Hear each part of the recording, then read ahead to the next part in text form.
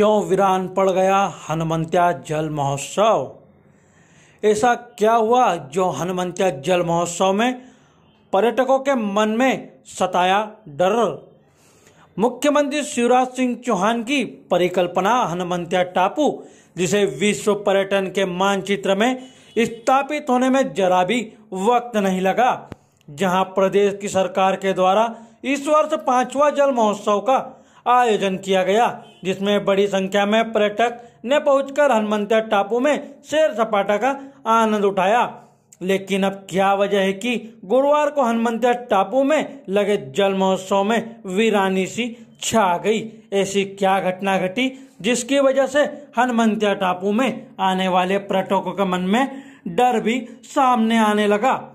आइए हम बताते हैं इसकी वजह। इस वर्ष लगे जल महोत्सव में सैलानियों की तादाद को देखकर जल महोत्सव में इवेंट कंपनी सन डेजर्स के द्वारा हवाई गतिविधियों को लेकर कई रोमांचक आयोजन किए गए। लेकिन इन्हीं आयोजनों में से एक मोटर पैराग्लाइडिंग करते वक्त बुधवार शाम को 250 मीटर की ऊंचाई पर पैरा मोटर ग्लाइडलाइन के सवार पायलट एवं इवेंट कंपनी के संचालक के फुपेरे भाई ने जब इस रोमांचक राइड का आनंद लेने के लिए हवाई सफर पर गए, तब उन्हें भी नहीं पता था कि यह हवाई सफर उनकी जिंदगी का अंतिम सफर होगा।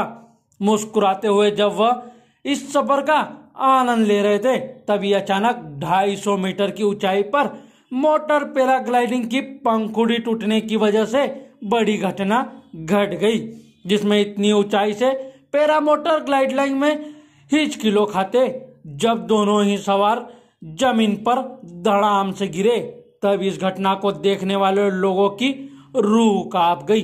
तत्काल ही मौके पर प्रतिदर्शियों और इवेंट कंपनियों के कर्मचारी के द्वारा दोनों को ही पैरा मोटर ग्लाइडिंग से निकाला गया और संचालकों के द्वारा मुंदी सामुदायिक स्वास्थ्य केंद्र लाया गया। लेकिन यहाँ पर दोनों ही लोगों की जांच करने के बाद डॉक्टर ने दोनों को मृत घोषित कर दिया, जिससे हनुमंत्या टापू पर सैलानियों के मन में डर समा गया।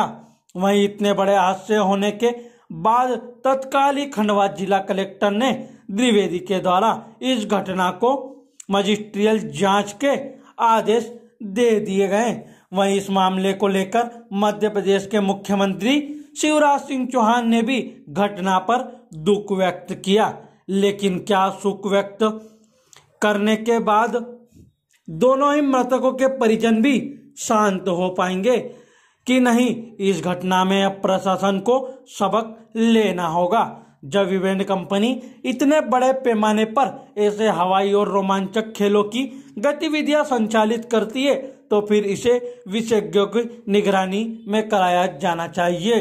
वहीं घटना में दोषी जो भी जिम्मेदार है, उसके खिलाफ जांच के बाद कड़ी से कड़ी कार्रवाई भी प्रशासन को करनी चाहिए, तभी हनुमंत्या टापू पर सैलानियों की सुरक्षा होगी।